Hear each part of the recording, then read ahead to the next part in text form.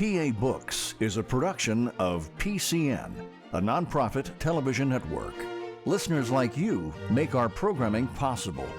To learn more about PCN's mission and to support PCN with a donation, visit PCNTV.com.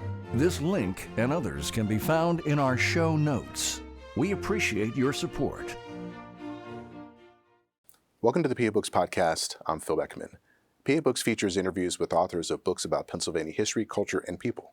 In this episode, we talk with Bruce Mowday about his book, Killer at the Door, the dramatic prison break and manhunt for convicted murderer Danilo Cavalcante.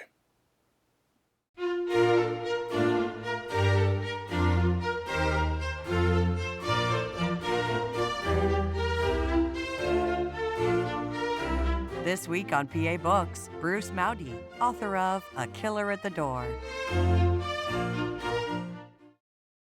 Bruce Mowday is the author of Killer at the Door, the dramatic prison break and manhunt for convicted murderer Danilo Cavalcante. Who is Danilo Cavalcante? Cavalcante is a Brazilian. He came into this country illegally. He was one of the immigrants that made his way through New York Harbor after getting a license that was forged in his name in Puerto Rico. And he was wanted in Brazil for murder. That's how he kind of came in. He, not very big, about 5 foot, weighed about 120 pounds, stayed a little bit with his sister and some Brazilians in the upper Chester County community of Kimberton and Phoenixville. And for a while, just kind of stayed to himself and worked in the community. And he had a Brazilian girlfriend that he met there in the community. And everybody reports said that they got along just fine, and then there were problems. And he murdered his ex-girlfriend at that point. They were breaking up in front of her 2 children, brutally stabbed, and of course just terrorized the family. And the kids today, of course, still have many problems, and they're being brought up by the victim's sister. So he caused quite a commotion even during the trial. And then he was taken to Chester County Prison, and he stayed there, and they went through the trial. He was convicted of first-degree murder. And before he went to a state prison, he escaped from Chester County Prison. And what he did, and what caught the attention of everybody, not only in Chester County in Pennsylvania, but across the nation and literally the world, was that he crab walked up the walls of Chester County Prison to make his escape, and was on the loose for almost 2 weeks before he was captured. Now you live in that area. Were you aware that this was happening while, were you notified as members of the community that this prison break had happened? I tell you, being in that community was surrealistic at times. I lived close, probably about a dozen miles from the prison, so I was outside of the search area, but of course it was the talk of the town, the talk of the community, and there were so many times my neighbors say, make sure, did you lock your doors, make sure you're safe at night. And the closer you got to the search community, that area, they were just on. They were paranoid. They were scared. They didn't know what to do. There were sometimes they couldn't even get outside of their homes because the police had streets just totally blocked off and different search areas. It disrupted life in so many ways. Businesses had to shut down. People were looking for Cavalcante all over the place. Right on. Not everybody knew that he escaped. He escaped in the morning, and it was a couple hours before the prison guards really knew and verified that he was no longer in the prison. And the word started to go out, but the Chester County has a notification system, but you have to sign up for it. And not many people had signed up for it. So actually the DA, Deb Ryan, on her way down to the prison said everybody in a 3-mile radius had been notified of this, but that wasn't true. Only the people had signed up for this. So the greater community really didn't know. There was the prison siren alarm that had one blast, same thing as they do to test it every Saturday morning. Pretty ineffectual because you couldn't hear it as far away as you needed. And they didn't like do it a number of times, just at one and stop. So you had a community pretty much unaware for several hours at least that a violent escaped murderer was in their midst. Well, let's talk about the prison itself. What types of prisoners were kept there? What were the conditions like? What the community thought the prisoners were there is much different than what reality was. A lot of the community members that I talked to for the book, and also when I interviewed some of the local township officials, the idea was this was a small county prison that basically drunk drivers and people didn't pay their support and really minor crimes were housed there. That was not true. And I knew it from being a newspaper reporter, and I covered the court system for a number of years. I know that there were convicted murderers housed out there until they put to state prison, and violent offenders, and occasionally they would hold some federal prisoners. So this goes way beyond your drunk driver that were there. So there were some pretty violent people out there. The prison itself goes back into the 50s. Never had a whole lot of problems with escapes. There was some here and some there, but usually it was pretty secure. They had a problem starting really with COVID, that they didn't have enough people out there and guards were leaving, and COVID restrictions made it a very difficult place to work. So they were starting to become vastly undermanned, and that was a real problem.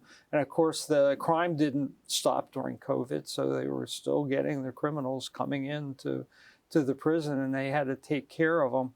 So you ended up, when the escape happened, it was over Labor Day weekend in 23, that not nearly enough guards.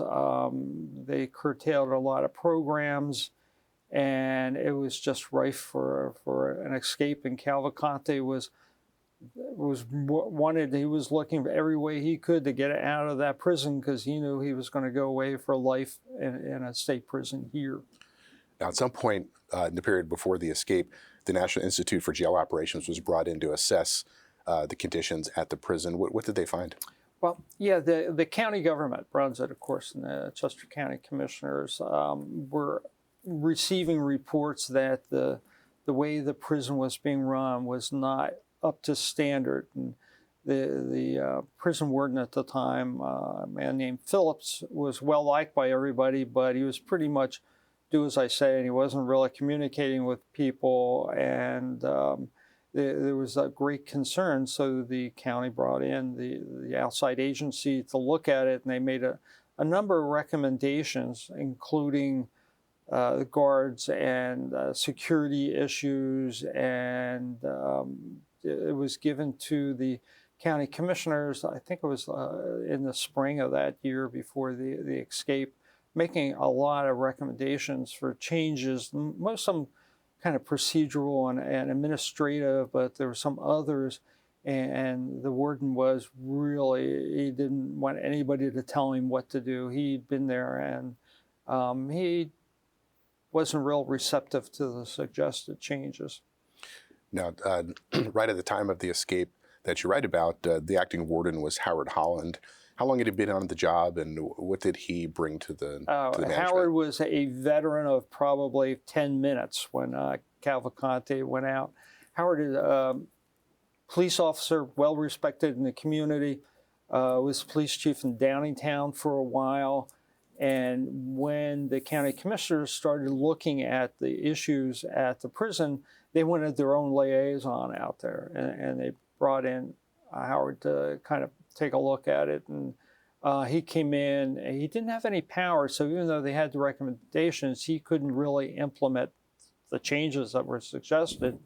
And finally, they came to a parting of the ways, and Warden Phillips resigned, retired, I think, was officially, and they appointed Howard to step in and be the warden.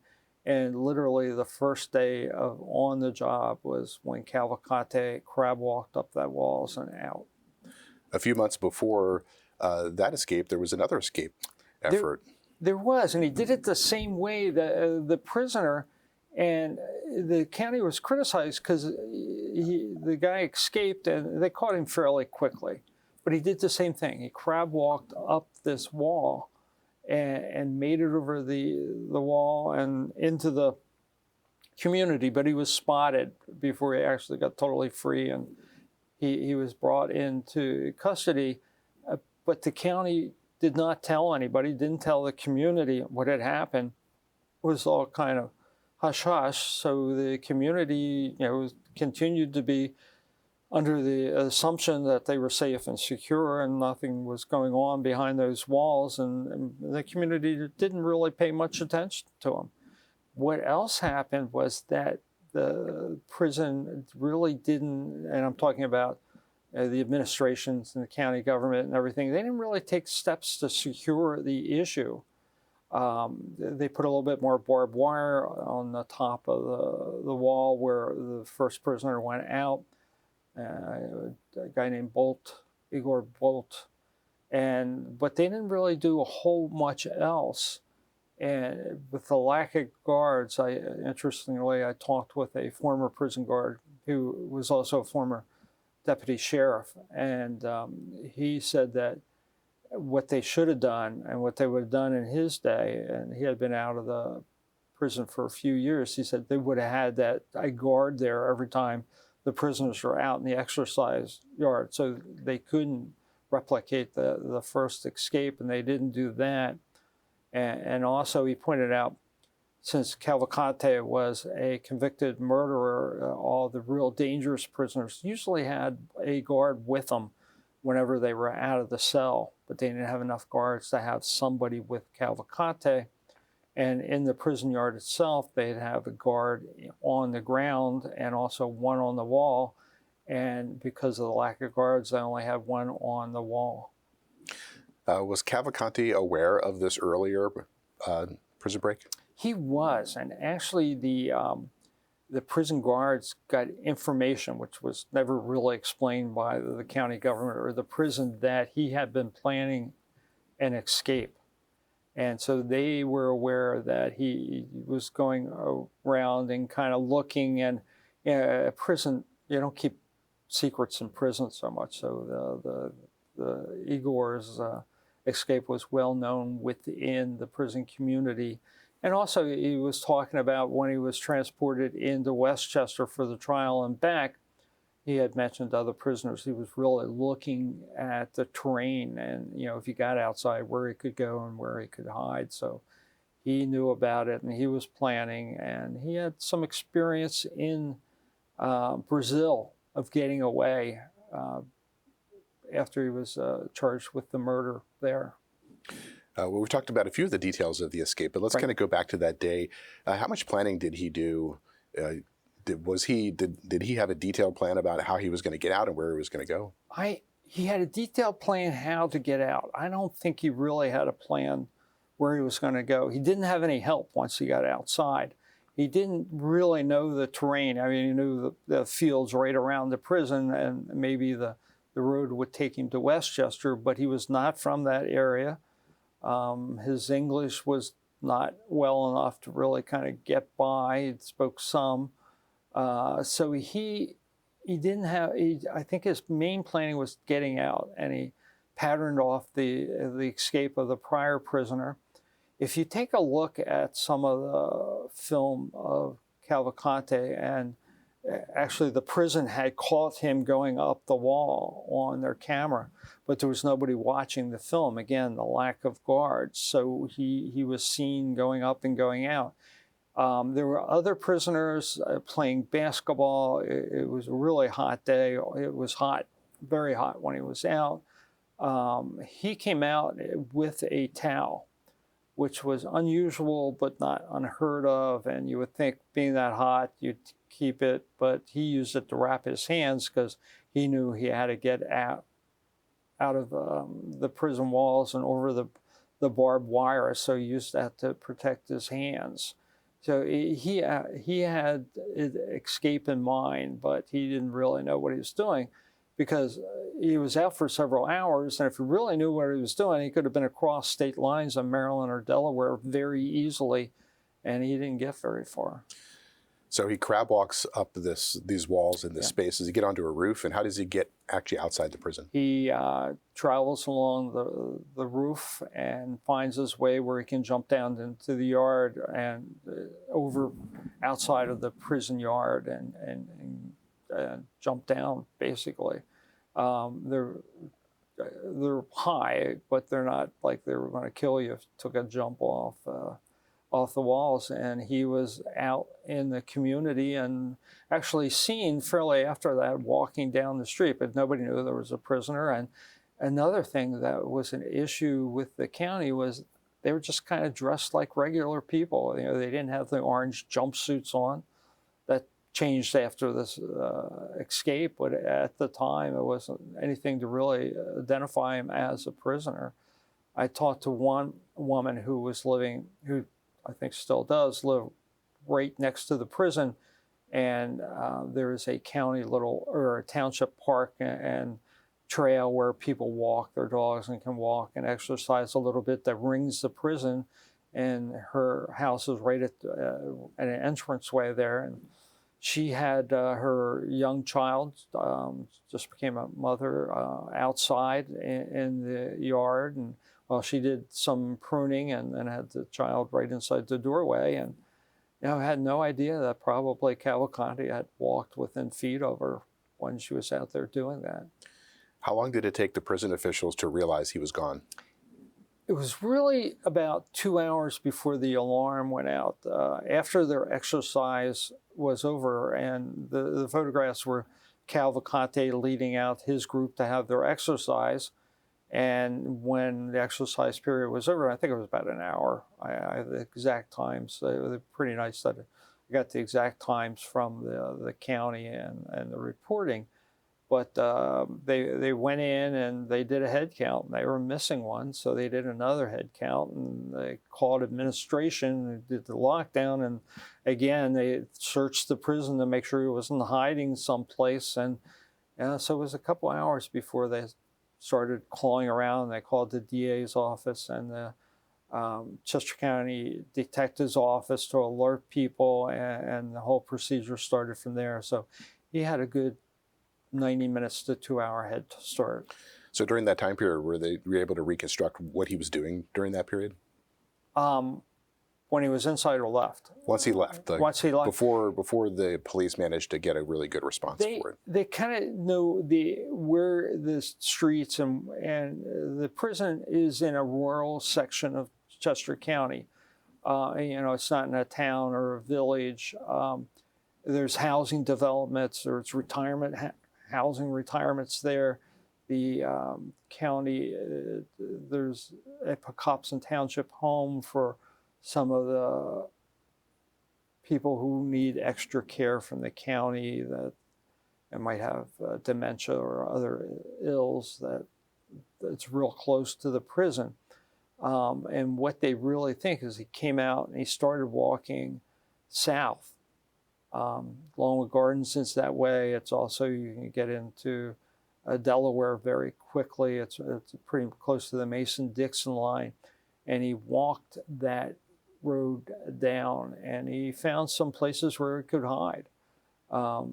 It's amazing the vegetation in Chester County at that time of the year.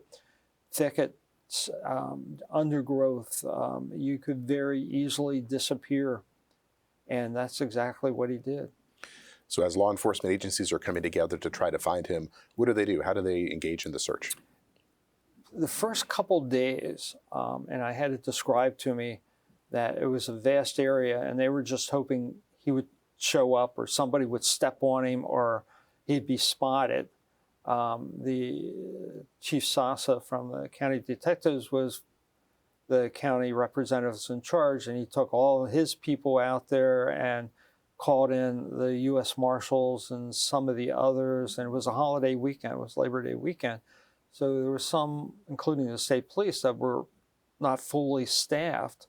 So they came in and they started to say, well, we can search here and we can search there. And it was as organized as it could be with the amount of people, but they really needed a lot more people early on, and they didn't really get that for 2 or 3 days. Also, a lot of people thought that if they had the canine corps that they had about a year before, that they might have caught him that first day. The former sheriff, Bunny Welsh, was big with canines and had a great corps there, and they had cadaver dogs and drug dogs and bloodhounds, but because of what the then current sheriff said, that didn't have the money for it, and they lost like 6 out of the 8 dogs or something like that. So it was lack of dogs to track him down when the scent was fresh, and with canines, the sooner you can get them out there, the more of a chance they can find them. So you didn't have full manpower. There wasn't like an organized search of grids. They had no reports of that place exactly where he was. And for all they know, maybe he did have a ride and he could have been long gone by then. So those first crucial hours, the search was not really organized. It was organized as much as they could, but it wasn't overly effective at that point. When was the first sighting made? The first sighting came back actually that morning. One of the residents, I saw this guy about the time right after he left, so that was the first one. There was lots of bogus sightings, as I think it happens with a lot of escapes and a lot of crimes when people are looking for somebody, and that was part of the issue. One of the newspaper reporters told me he was told early on that Cavalcante had made his way to Wilmington, stolen a boat, and he was making his way back to Puerto Rico or Brazil, which is totally bogus. Somebody else said that, oh yeah, no, we saw him in Westchester soon after. He went to St. Agnes Church, which had a program to give, food and lunches and clothing, and he went in there and got something to eat and a change of clothes, which was also not true. And the police it was really interesting what they did, and I was told this by the marshals and the FBI and some of the others, that because of all these sightings, they listened to them, they investigated the ones they thought, but they really didn't shift the search until they had what they call was proof of life, some image, and they got a lot of those from trail cams set up in Longwood Gardens. Some of the residents around had cameras on outside on their decks. And so when they started getting that, it was about 2 days afterwards, after he was out, that they really knew where he was. And they switched the patterns of where and the search areas depending on where these images came in, which was smart. But one of the things that hampered law enforcement was sometimes they didn't get these images for 12 or 15 hours after they were made. And of course, in that amount of time, Cavalcante could have moved almost any place. We'll be back in a moment with the PA Books Podcast. Enjoying this podcast? Please support PCN with a donation at pcntv.com. This link and others can be found in our show notes. We appreciate your support. Now, after he was captured, he mentioned that they had come close to him, off within 5 or 6 feet of his hiding place. So they were clearly on the right route, but he was managing to stay away. He had some experience. So if you listen to some people, they said, oh, he was a trained survivalist. I don't think that was true. I think that's going a little bit far. But after he was wanted in Brazil, he escaped into their forest and managed to escape the law enforcement authorities down there. And he was actually allowed to get out. It wasn't allowed, but he made his way out of the county, out of the country, after the police did not put his arrest warrant into the national system. And he went to an airport and flew out to Puerto Rico. But he had some experience hiding from police back then, and I'm sure he utilized it here. I think it was, he didn't go to a camp or he didn't get professional instructions, but he had that personal experience into how to hide. And like I said, the undergrowth was just awful. It was a large area. And he did say after he was arrested that, they almost stepped on his head several times during the day. And what he would do, he wouldn't move during the day. He would hide under, trees and branches and limbs and whatever he could, the underbrush, so, he couldn't be seen during the day. It was very hot, the infrared. They used a lot of infrared cameras and airplanes and different things, and they couldn't penetrate the forest, really, the canopy, because they almost need a direct shot at whatever they're searching for, and he was underneath the limbs and everything, so that was not very helpful, and also was so hot that everything was showing up on the heat sinking as one thing. So there was a great problems in conducting the search, and there was hundreds of police officers, and I think at one point they said they had like 400 of them searching this vast area. And it was so vast that a lot of the people didn't realize how big it was, and some of them suggested, why don't you just all link arms and walk through? And one of the police officers said, you needed probably 20 or 30,000 people to do that. It was such a great area. A lot of the residents were, of course, complaining, and they thought they should have captured him, sooner. How could this little guy evade him? But it was an ordeal, especially when you talk to the police and, getting underneath these pickers and briars and getting scratched. And people, some of the officers suffered from, all kind of maladies from the air and the air quality. And one of the officers, there was only one dangerous injury, and that was on a patrol when he broke his leg and messed up his leg. But there was a lot of dangers out there for the police to do that search. Where did he get food and water? The area, there were creeks and things around and streams. There was one report he made it all the way to the Brandywine. A lot of people don't think he did, but he was pretty good with that. And also, there's a lot of farms and things around Chester County, and he talked about getting watermelons and eating a lot of watermelons and the fresh water out of the streams. And so that's where he was. He broke one of the first houses he broke into. Ryan Drummond and his family, they had just went to the market, and when he was in the kitchen, he picked up some of that fresh produce and he took it out with him. So he was scrounging around and getting water where he could, and some fruits and some vegetables. There was an owner of land up towards Phoenixville, towards the area where he was captured, and he's sure that Cavalcante was in there because he had counted his tomatoes and there was some missing, and he thought it was Cavalcante. Probably took him that morning when he was in that area. Now, there was a reward offered for his capture, and that would lead some people to become bounty hunters and try to seek that out. How did that play out during the search? Major problem for the police, both with social media and what was being broadcast, and the bounty that did bring out bounty hunters. And really part of the book is strange behavior of the populace on that side. I talked with some people who lived at Traditions at Longwood. It's a over 55 community. And I gathered them all together one day to talk about their experiences. And we were talking about locking the doors and what the community was telling them to do. But they said at one point he was supposedly spotted, and there was a lot of misspottings.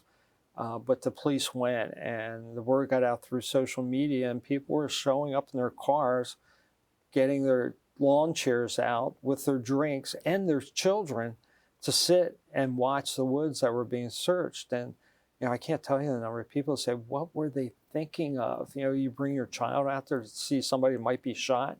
But there were others that just said, we want that reward. So they packed up their gun and they started barging through the woods, which was bad on several levels. You might have shot yourself. Who knows if that guy next to you had any gun training? So, they could be shooting each other. And plus, if the police didn't know, they might have taken you for Cavalcante. So you really put yourself in danger doing that. And the police were not happy about some of the words or some of the reports that were being spread.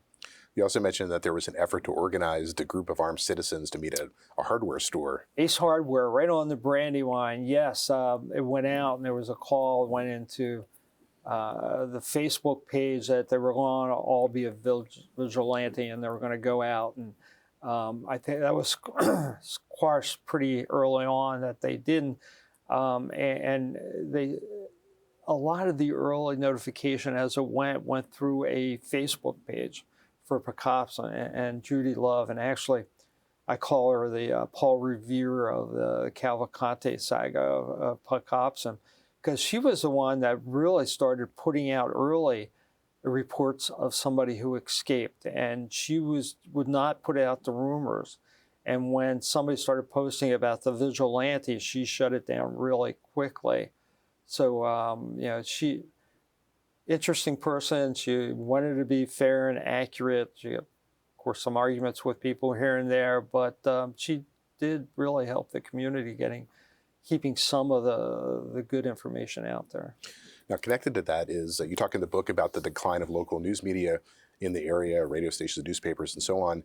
How did that impact the type of information that the community was getting? Well, I think we all expect that 24-hour coverage like we get when there's a bombing or there's some big event. And in Chester County, and it's a big county, it has over 500,000 people. And I mentioned earlier, I was a newspaper reporter, and my last position was managing editor. And when I left in '97, we had 25, 30 full-time reporters and at least 50 part-timers. We could cover a lot of stories. Because of the demise of newspapers, that county now has 2 reporters for everything in Chester County. You can't cover everything, and you certainly can't devote 24-hour coverage to an escape like this. So there was lack of local media. We used to have 2 radio stations. None. Philadelphia Inquirer used to have a good foothold in Chester County. They don't cover the county, and they pulled all the reporters out. So all of a sudden, you had the traditional media not there. The Inquirer did bring out some people. The Philadelphia television stations did, and there was reporting, but the populace did not have that 24-hour, where is he? And especially the ones that were right there in the search zone, they wanted to know that. So they turned to the social media, and there were several people up there, and I remember tuning in, and what they were reporting, I just knew wasn't true. One good example is, they just issued a shoot to kill order. They don't do that. Law enforcement officers can shoot somebody if their life or others are in danger, but it's not like shooting a deer. Here it comes over the field, I'm going to go shoot it. That's not true, but that was part of the information. And some of the social media people that were there, they would get as close as they could to the police officers, and they would listen in and report things out, not always get it accurate, but also they would give away positions of the police. I talked with one officer who said he received a call and said, hey, you're on social media, you're up on Facebook right now, as they were getting information to go out. So it really, for the search, was not helpful.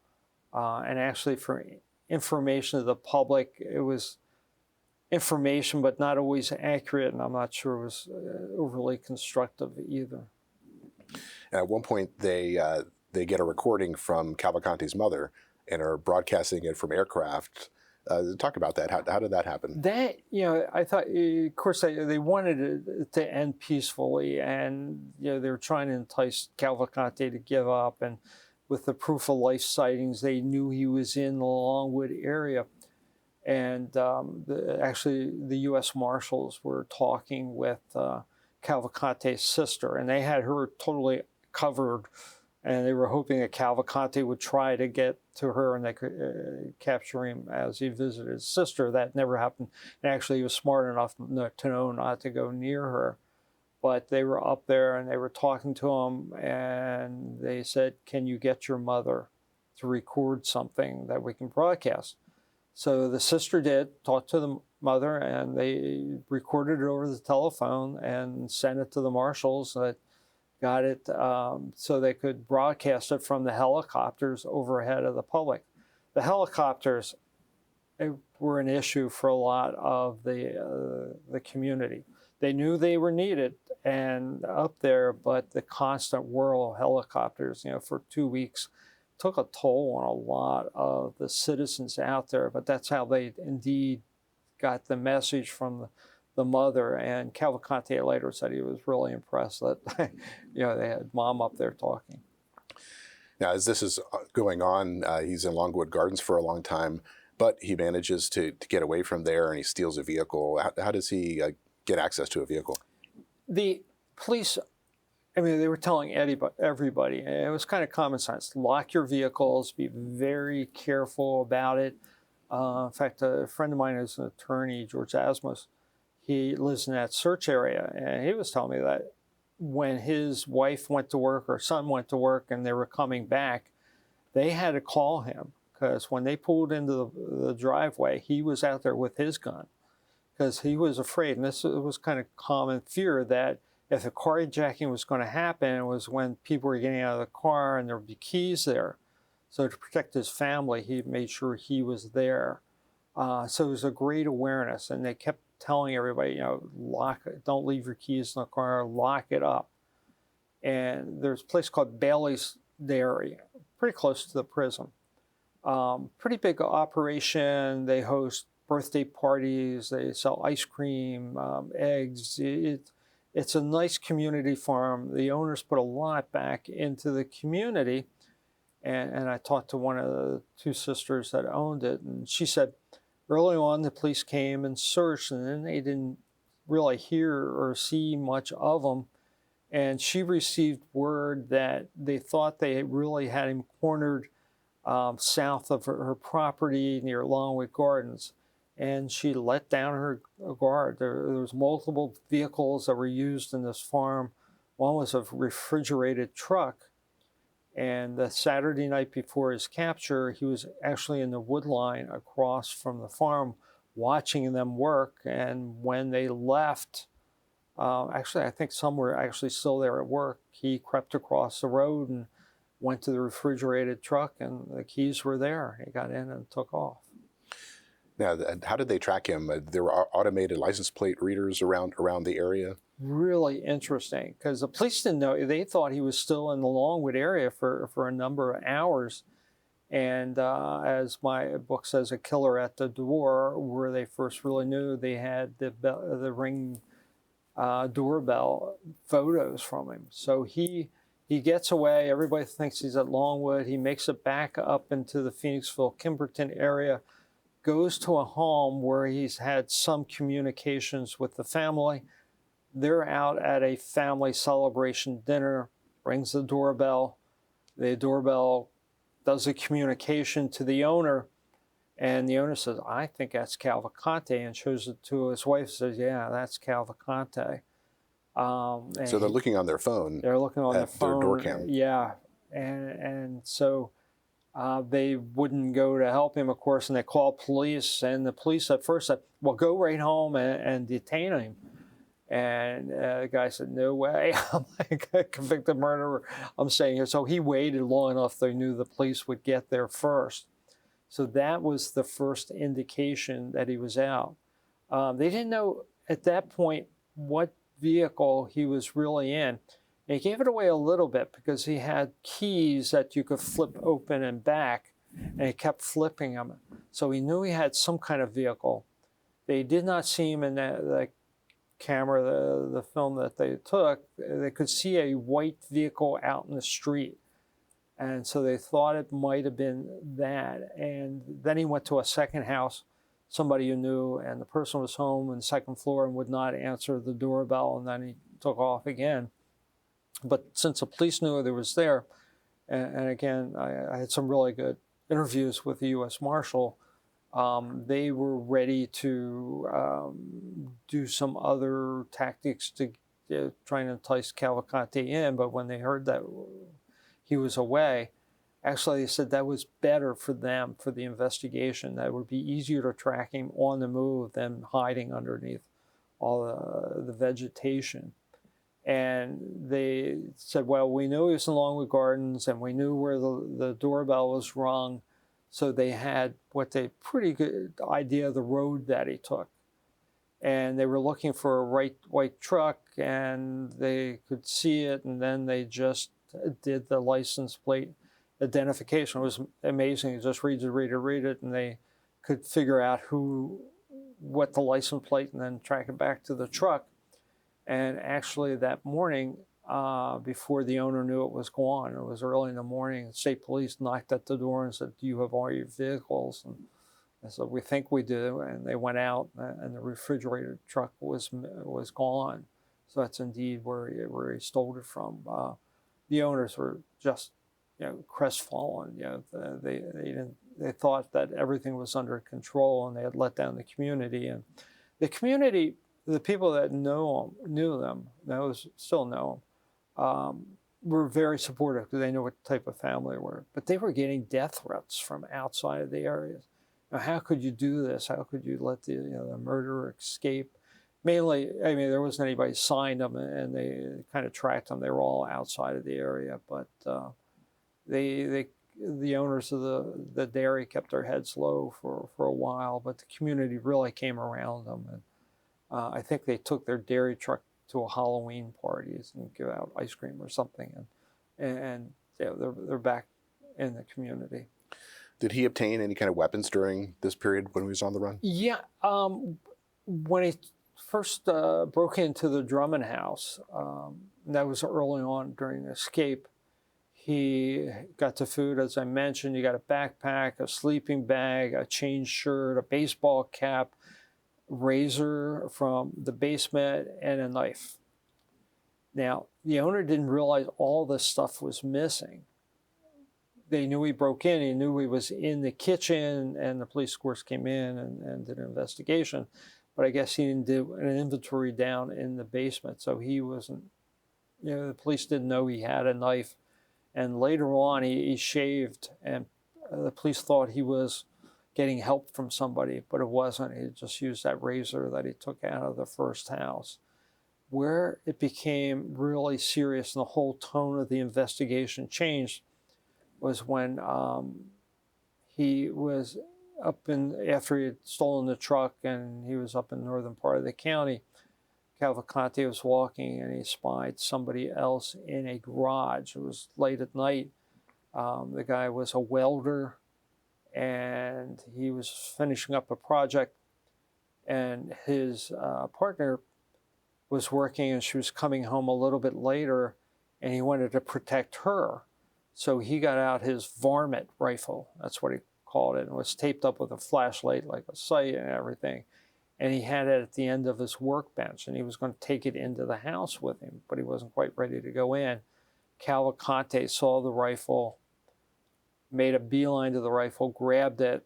The man saw him and said, don't do that. And there was a little chase, and the man had a pistol, which he fired at Cavalcante and missed, and Cavalcante got away.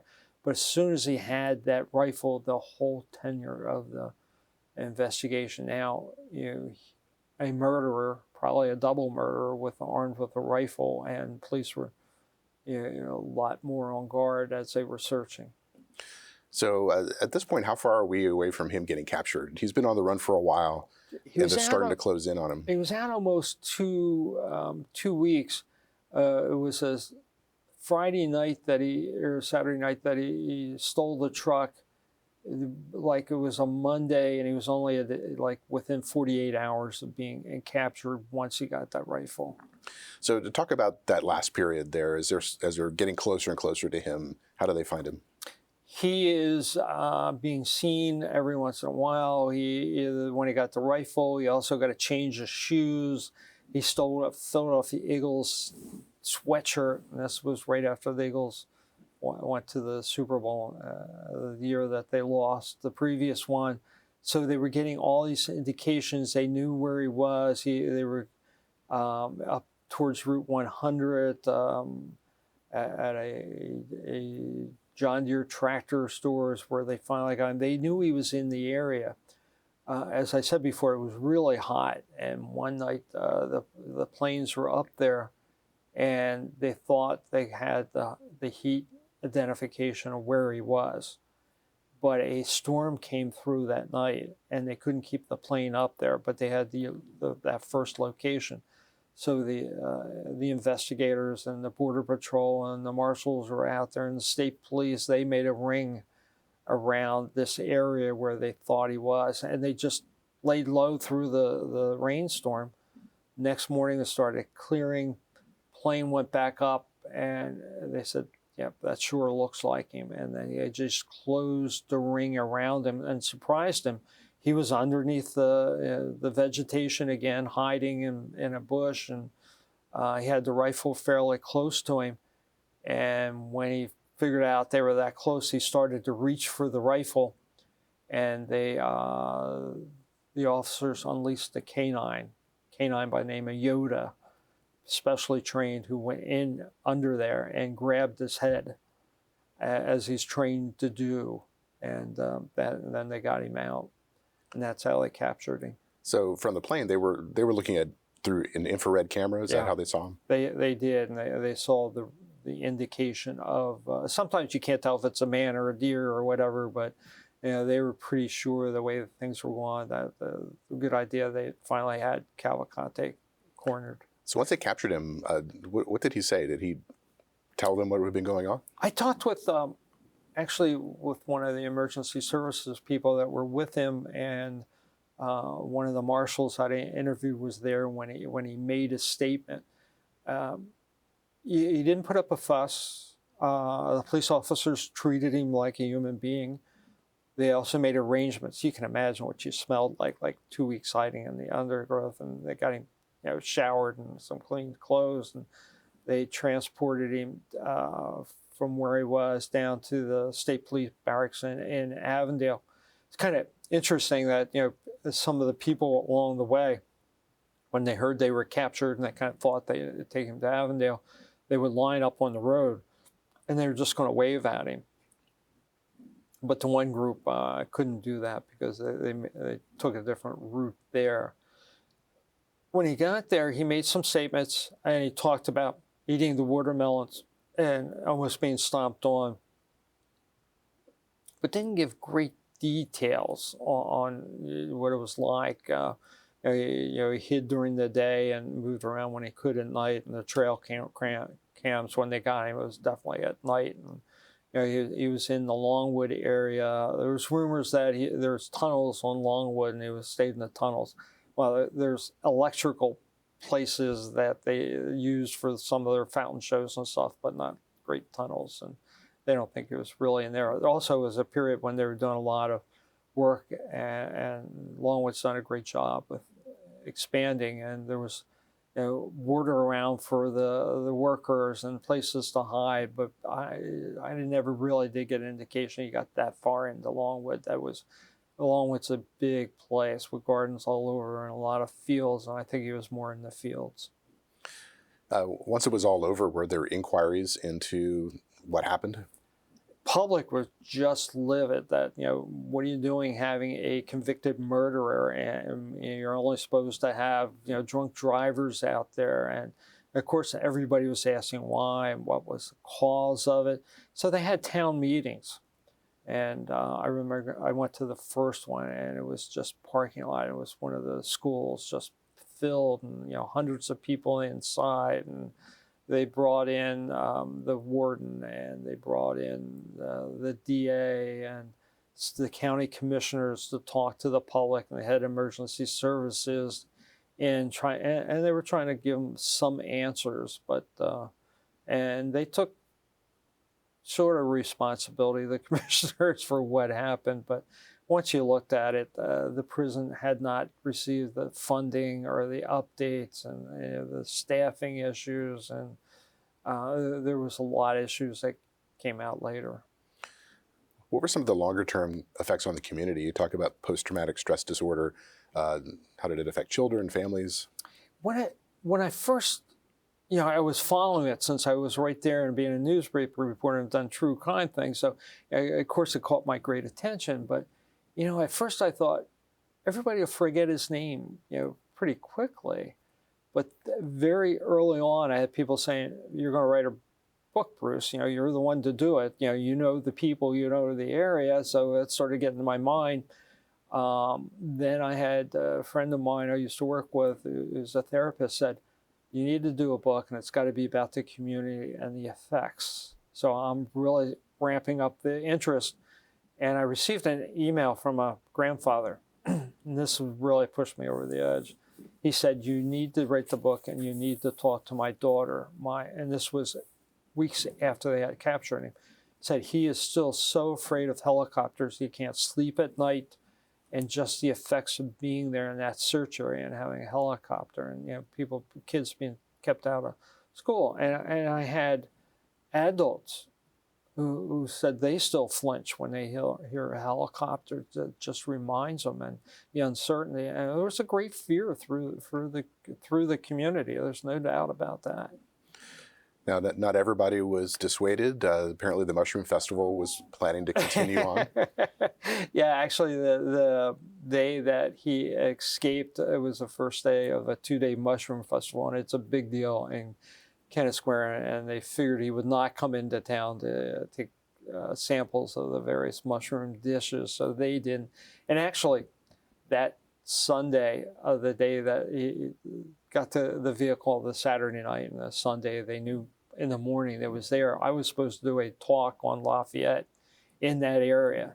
And I remember the guy calling, and he says, "Still want to do it?" I said, "Well, yeah, maybe he'll come and I can, talk to him about Lafayette." And he wasn't that far away, but the talk was fine.